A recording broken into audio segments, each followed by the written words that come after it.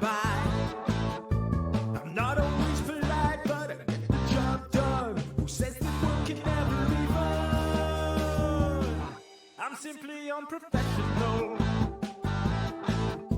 Simply unprofessional. Yeah.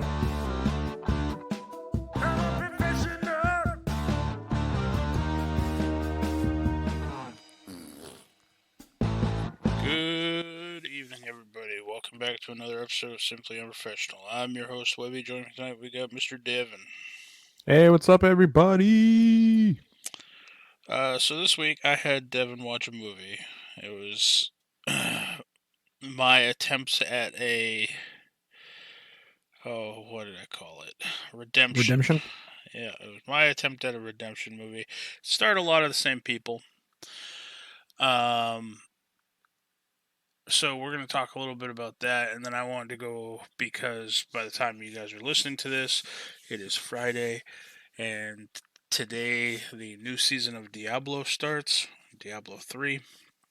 So I'm going to touch upon a couple other things for those of you who play that game that you can look forward to. I'm hoping that if you haven't already read about it yet, I'm hoping that when I go over it, it might entice you to play a little bit into this season. Why do you say that? Like, I don't play Diablo. No. I'm not saying that you don't play Diablo. I know that, especially with the seasons, it's very much based off of. Oh no, I love all the seasons. I did not like last season. Well, last that's the season thing. Is like last season I didn't play much. I got my guy to 70. I don't even think I unlocked the last season was very boring to me. Yeah, because there was like the little circles on the ground that you had to step in. It was very. I didn't care for last season's, but I'm hoping I can entice you with this season, with what they have, because there's actually a challenge within the season amongst the the already challenges that they give you. This is like a little hidden gem challenge, and I'm curious to see what it is. I'm going to try. As far as the season goes, I'm going to try not to read spoilers on it because I want to find out for myself. I might need help making it happen, but we'll get to that part. Mm-hmm. So, the movie I had you watch, I got the sense that, first off, it's called Little Hours. It's on Netflix. Mm-hmm. Now, the cast of this movie, just some of the cast of this movie, you have Alison Brie, Dave Franco, Aubrey Plaza, John C. Reilly, Molly Shannon, Kate Micucci. I don't know how to pronounce that last name. So it has quite a few of the people from Life After Beth. Apparently, they're just an acting troupe now. Yeah, I have a sense from when you were talking to me about it that you found it more entertaining than Life After Beth, but was still possibly unimpressed overall. I'm not saying I was unimpressed. The thing about this movie was this. I did not find it as enjoyable as you, but I will say this.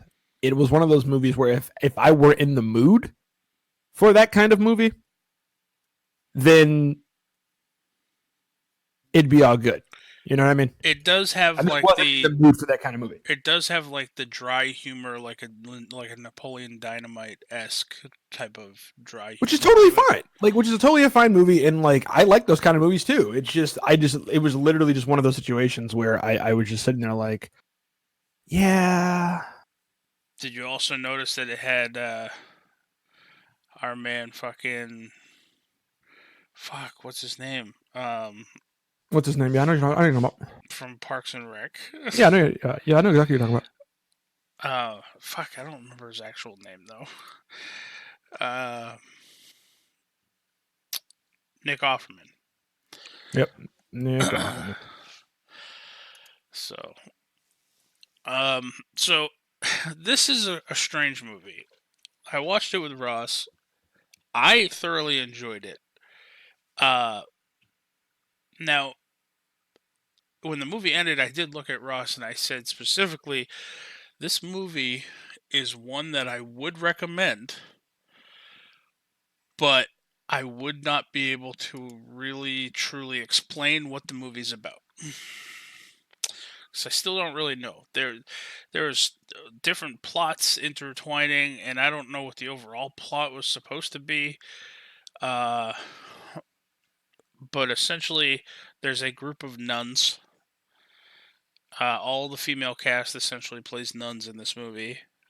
Uh, and then John C. Riley plays the head of a parish, I guess they're called. And keep in mind, this is set in the 14th century. This is set in like 1340 something. The movie opens up with two nuns talking, and then just like their farmhand guy, the guy who like does a lot of the farming and work around the parish. It was a very stupid movie. Like in terms of like just Yeah, in general, like the movie had 0 point. It reminded me of like those movies from like the 70s and like the 60s where it was just like a really vaguely stupid plot and just an excuse to show boobs. That's the whole movie. And that's really what it was.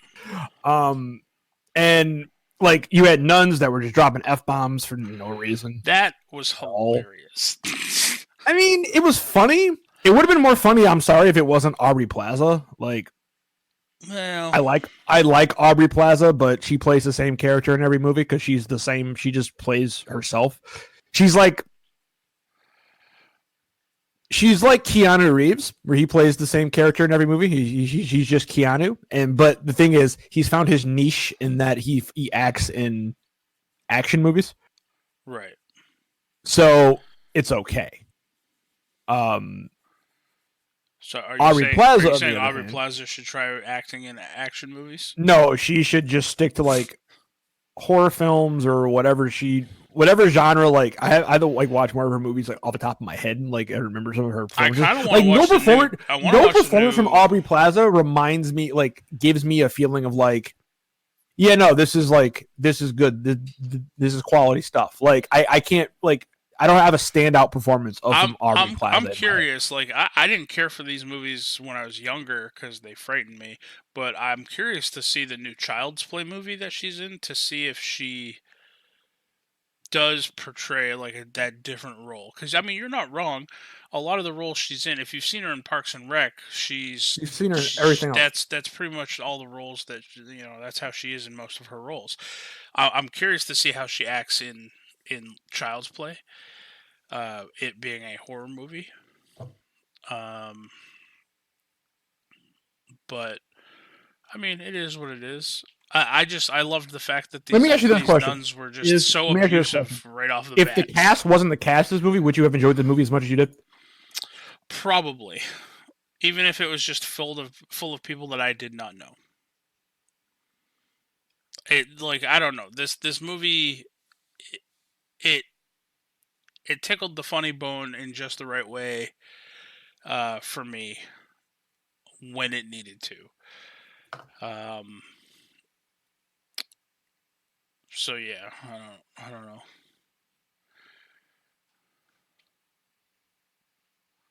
Yeah, I mean, again, I can't really describe why I liked it or what it was really about. There's too much shit happening. There's witches in this movie.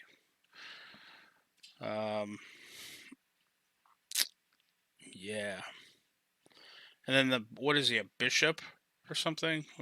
The Monsignor or whatnot who came in at the end. He's that guy from Portlandia, right? I don't know that guy's name either. I think so. Yeah. Sounds about right.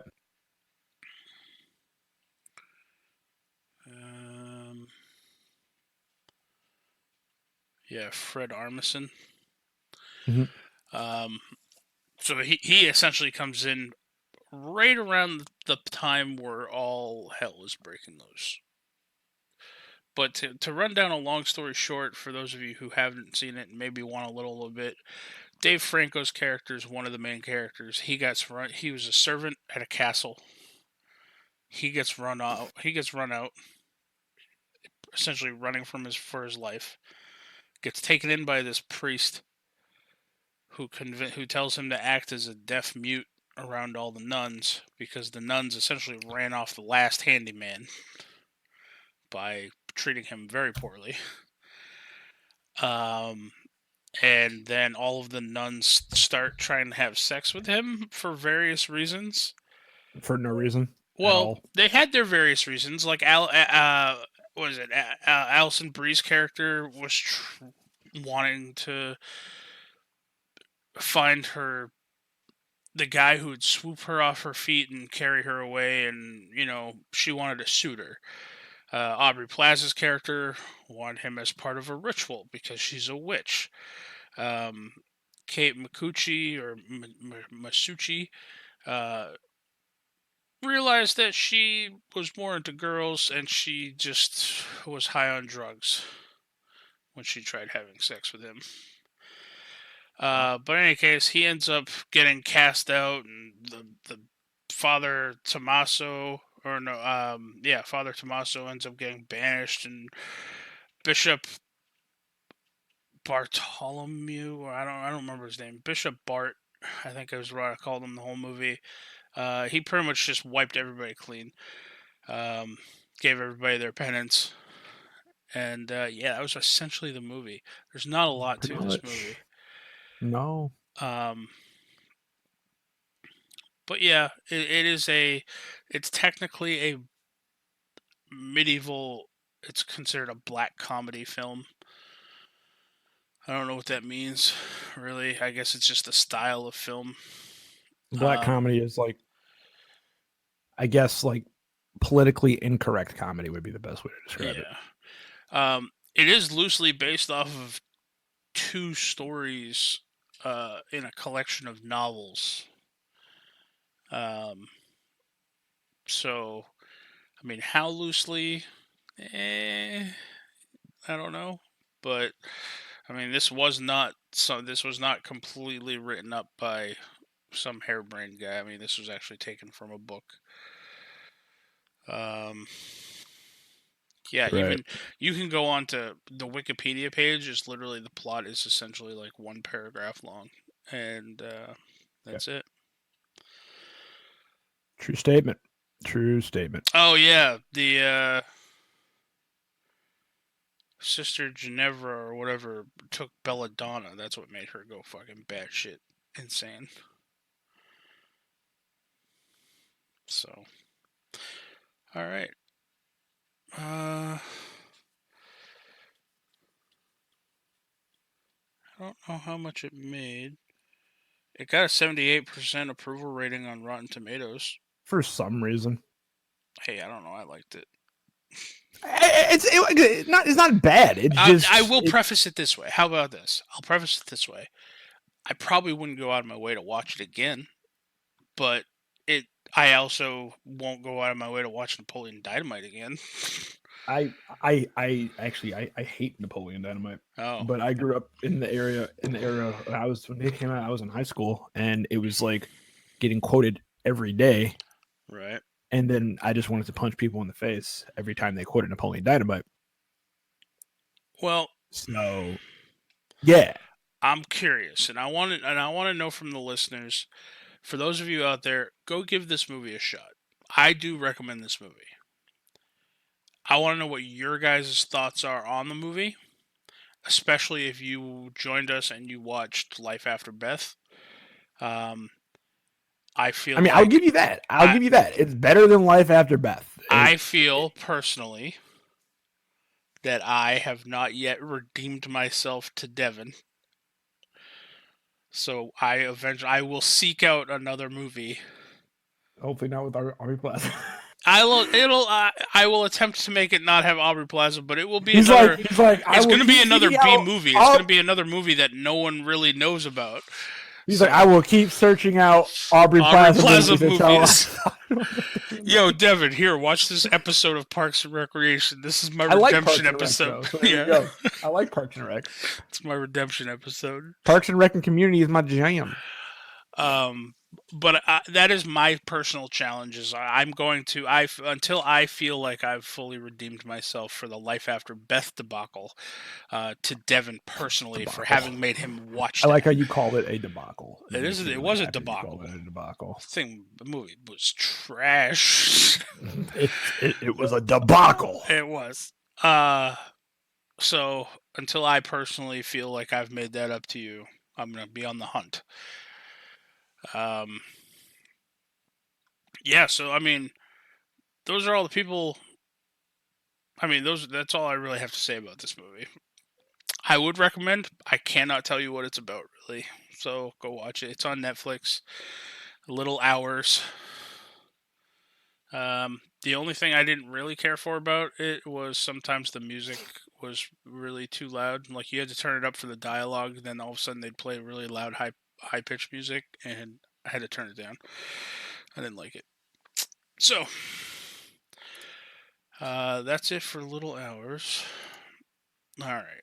So Diablo, Diablo three, Diablo. Diablo 3. This season is season 19. It is the season of eternal conflict. It starts November 22nd, which is today for the listeners. Uh, Now, the theme. Every season has a theme. Last season we didn't really care for it. It was the one where they put like the circles on the ground and you had to stand in it and whatever, and it just wasn't great. So, Devin, Mm-hmm. season 19, the theme this year, the theme this season. All players will benefit from the Pandemonium buff. Now, for each stack of this buff, you'll receive a small boost to movement speed and bonus damage, ultimately capping out at 50% movement speed and 100% damage at 1,000 stacks. In addition, now this is the part that I'm really looking forward to. In addition, reaching certain kill streak goals will trigger a special effect and cause even more mayhem on the battlefield. Now, I don't know, like, I don't even know if you know off the top of your head what one of your higher kill streaks have been. Um, it gets pretty easy to get up into like the mid to high hundreds at least. I I think feel. my highest kill streak I feel like is like 400 or 500 around there somewhere. Okay, And that was me running solo like deep on my like demon hunter or something. right. So So at 15 kills on a kill streak, exploding chickens will seek out and destroy your enemies. oh. Okay. 30 kills, a wide frost nova will freeze your enemies. 50 kills, corpses will rain from the sky. 100 kills, 5 massive energy twisters are unleashed. 150 kills, dark geysers form beneath your enemies. 200 kills, treasure chests fall from the sky. 300 kills, a ring of fire engulfs everything. 400 kills, meteors hail from above. 500 kills, angels descend upon the battlefield to fight for your cause. And 1,000 kills, question marks. Yep. That's the part that I'm I'm under the interested. impression that at 1,000 kills, they're just going to give you the keys to the game, and you win at life. I personally think that it's going to be something along the lines of like a Diablo will follow you around for a while, That's probably what it's going to be. That's probably what it's going to be. or maybe you turn into Diablo at Like, if I'm 1,000. being honest, that's what it's going to be. But yeah, Now the thing is some of these are open ended as far as how they're worded. Like a ring of fire engulfs everything, or meteors hail from above. I don't know if those will affect you, or if you'll be immune to these effects.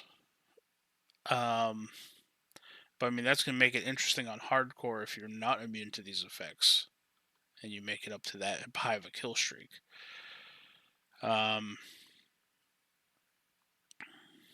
But yeah, they do say that we challenge you to push these kill streaks to their limits and discover its ultimate reward. We think you'll find it devilishly delightful.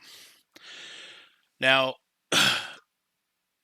I'm under the impression every season you get a reward, cosmetic reward. mm-hmm. Now, they're showing two different pictures.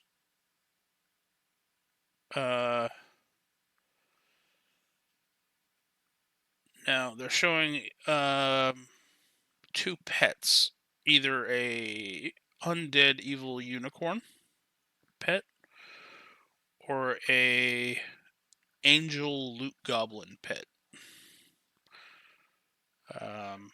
Both of which look cool. I just don't know if you can get them both or if they have to be a choice. Oh yeah, they get the what you got. We're bringing back the engine. Oh wow, so that's cool. Beginning with this season, they're going to season 17. We began reintroducing the first time around. For season 19, this means the rewards are earlier for season 7, so you can get your season 7 rewards this time around as well, which is kind of cool. Oh, you are getting 2. We're bringing back the end of journey rewards as introduced in season 17 with not 1 but 2 new cosmetic rewards for those who complete the entirety of the season journey. Feast your eyes upon the Valor portrait frame and angelic treasure goblin pet. So I think for doing just the basic part of the journey, you get the horse and those shoulders, and then after you do the basic parts of the journey, it'll ask you, do you want to continue to enlist? And then it gives you a new set of challenges to complete. That me and Donnie ended up doing that one season for the wings. That was insane. And I think by doing that, you'll get the portrait frame and the loot goblin. Moving down to the Hadrig's Gift, every season, as you know, each class gets a set, essentially a set item for free, depending on what class you play. Alexa, stop. The Barbarian this season is going to be running the Wrath of the Wastes set, which I don't know much about. I have not played Wrath of the Wastes. I think that's the Earthquake That's set. the Whirlwind build, I think. It's one of the Whirlwind builds, I think. Let me see. The waste increased damage per second of Ren by 500% during Whirlwind, and 3 seconds after you gain a 50% damage reduction. Whirlwind gains the effect of Dust Devil Ruin, and all Whirlwind damage increased by 10,000%. So that's the Whirlwind Barb. Oh man, I kind of maybe want to run the Barbarian now. The Crusader is running the Roland's Legacy set. Which the Roland set. That's the Shield Bash set, I believe. Like I roll. Yeah, Sweep Attack and Shield Bash. Like I rolled my ashes. I was like, that's the Shield Bash set. Shield Bash. That's the Shield Bash set. Yeah, every cast of Shield Bash and Sweep Attack that hits an enemy reduces the cooldowns of laws and defensive skills by 1 second. Increase the Shield Bash and Sweep Attack damage by 13,000. And every cast of Sweep Attack or Shield Bash that hits an enemy grants the Crusader 75% increased attack speed and 15% reduced damage taken for 8 seconds, stacking up to 5 times. That actually sounds like a half-decent set, too. I hate Crusaders. You hate Crusaders? They just seem very slow. They do. And, like, I've never had... Like, I've played them. I've never had fun playing them. And it's like... And... It bothers me. Fair. The Demon Hunter is the Unhallowed Essence set, which is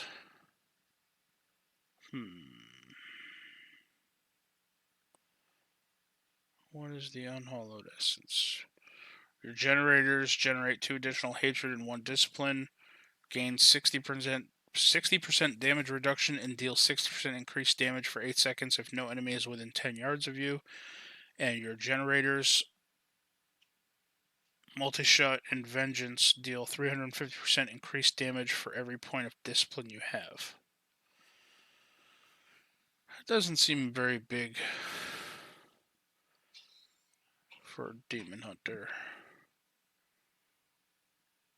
That's all about keeping your discipline up. The Monk is the Raiment of 1,000 Storms.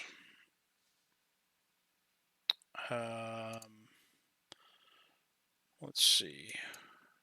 The Raiment of 1,000 Storms is Spirit Generators have 25% increased attack speed and 400% increased damage. Dashing Strike spends 75 Spirit, but refunds a charge when it does. And Spirit Generators increase the weapon damage of Dashing Strike to 60,000% for 6 seconds, and Dashing Strike increases damage dealt by Spirit Generators by 6,000%. Oh, Dashing Strike, man. That particular set for a monks just seems like very mobile because Dashing Strike, it's already a dash. So you're going to be moving across the field, just essentially dashing through enemies and just watching them explode as you do. Mm-hmm. The Necromancer is the Bones of Rathma, which I believe is the Skeleton Army one. Minions have a chance to reduce the cooldown of Army of the Dead by 1 second each time they deal damage. Gain 1% damage reduction for 15 seconds each time one of the minions deals damage, stacking up to 50 times. And each active skeletal mage increases the damage of all minions and Army of the Dead by 1,000 up to 4,000%. The Witch Doctor is the Helltooth Harness, which I feel bad because the Witch Doctor is one of my favorite things, and I don't recall the Witch Doctor one. Which one's the? I thought this was the Arachnid set, but it's not.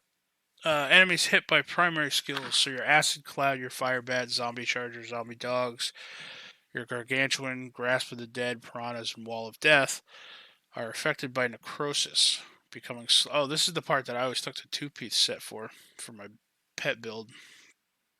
Because of the necrosis, they become slowed by 60% and take 3,000% damage per tick for 10 seconds.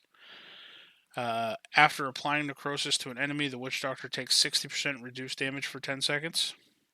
So as long as your pets are attacking, you're constantly getting this 60% reduced damage. After casting Wall of Death, gain 9,000% increased damage for 15 seconds to all primary skills. So all the ones that I just listed. So this is essentially, you want to have all your pets out. You want to have piranhas on your left click, most likely, and Wall of Death on your right click. Sounds about right. I generally go with the Ring of Death too, because you can put that around yourself and things can't, or you can put it around enemies and enemies can't get out of it. So it's kind of a CC as well. Now I wonder if that would stack, because it says after casting Wall of Death, you gain the 9,000% increased damage, but you have an item in there in the game that allows you to cast Wall of Death 3 times before the cooldown starts on it. I wonder if that would stack with that. Who knows? And then lastly, Wizards with the Tal Rasha's Elements set, which I believe this was one of Donnie's favorite sets. He always played the Wizard. Damaging enemies with Arcane, Cold Fire, or Lightning will cause a meteor of the same type to fall from the sky. There's an 8-second cooldown for each damage type. Arcane, Cold Fire, Lightning attacks each increase all resistances by 25% for 8 seconds. So you want to rotate you want to make sure all your skills have a different elemental effect to them. And then essentially go through your rotation constantly.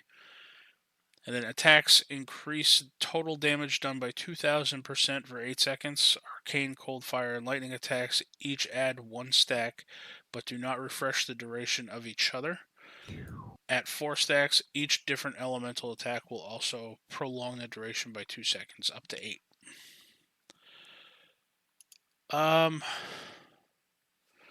So those are all the sets this season. God, I'm really... I thought, honestly, the Demon Hunter one was something different. So I think this season I'm either going to run a Barbarian or a Witch Doctor. Nice. What about you, Devin? I don't know yet. I really don't. Are you at least going to play the season with me? I mean, I'll play. I always play. How long is a good question, but I will play. All right. I don't think there's really anything in the patch notes.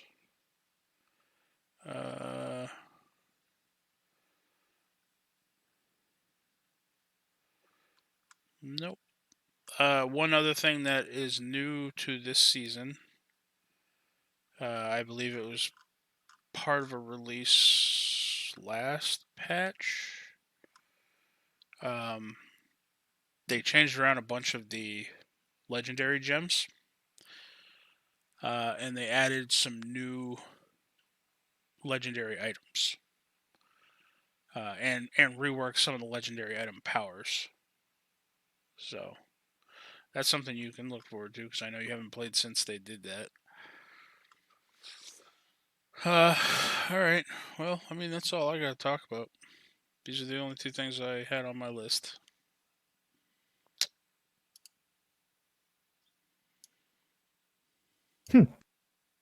Well, I mean, I got one thing I want to say.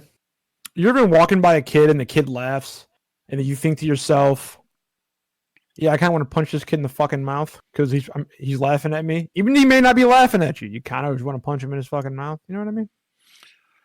I can honestly say that's never happened to me, only because kids generally don't laugh around me. I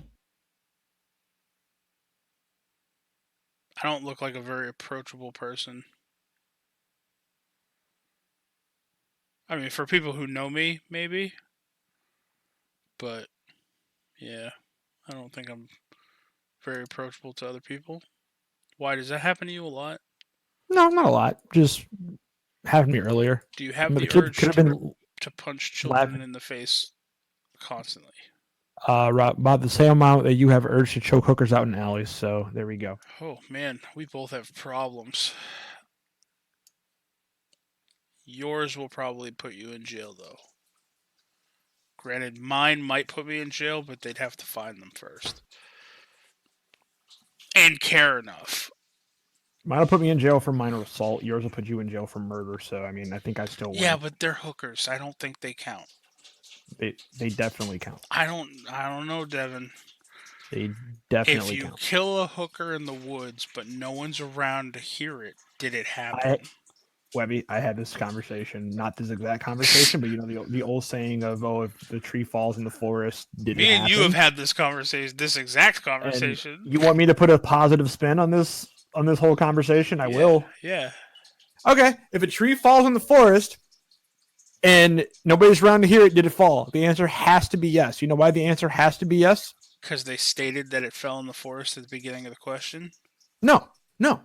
That's not why it has to be yes. Okay. It has to be yes for a very good reason. Okay. And that very good reason it has to be yes is if you accomplish something in life and there's nobody around to see it, did you accomplish anything? The answer is yes. So you have to be just, you have to give yourself that benefit of the doubt just as much as you give that tree the benefit of the doubt. But now that poses an interesting question to me, though. Like, if you succeeded in accomplishing something with your life, but no one was around to see it, did you really accomplish it? Like, you don't have any Yes. witnesses. You have no one there to share that with. But And then you die alone, this and then becomes a somebody question else of why comes are you along looking for and other takes people to your validate you? research. This becomes a question of why are you looking at other people to takes your validate you? research because you didn't share it with somebody else, Nope. and then they get credit for all your goddamn hard work. Nope. It's fucking... I don't even know. My mind is blown right now. Yep. I'm just sitting here waiting for one mana so I can win this game. If somebody... Okay. If somebody walked into Einstein's office and tried to steal his research and his accomplishments, and Einstein killed them, but no one was around to see it, was it really murder?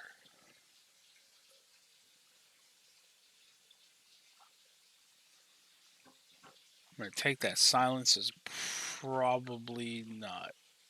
It was definitely murder. Shit. But what if the person was bad? Doesn't matter. Still murder. Well, all right. I guess no more choking hookers and alleys for me. Pretty sure I lose. Yeah, I lose. God damn it. You know I lose, Devin. What? I lose at the game of life. No, you don't. Yeah, I do. Almost every time I play. I suck at that game so hard. You just spin a wheel, Webby. I know, and I have such bad luck. All right. All You right. mind filling here for like 2 minutes? I mean, we're done. Oh, okay. Well, I my ain't- moment I of ain't zen got- was I got my moment of nothing zen was that tree analogy. You can follow me on Twitter at dmp_pookie and on Twitch at pookilledme. And as always, you can find me on eBay looking for mana. I'm looking for mana. All right, guys. I'll be right back. You guys can follow me on Twitter at JaxForestWalker, all one word. On Twitch at DMWebby. On Instagram at Patrick.Webster52, where I post some funny pictures every so often. Sorry for the short episode this week. We'll make it up to you. I don't know. I'm gonna blame it on the holidays. You know, holidays around the corner and all people are fucking busy all the time. I don't know. I have reasons. Don't judge me. And as always, everybody, fuck Booster Gold. But not Dan Cook anymore.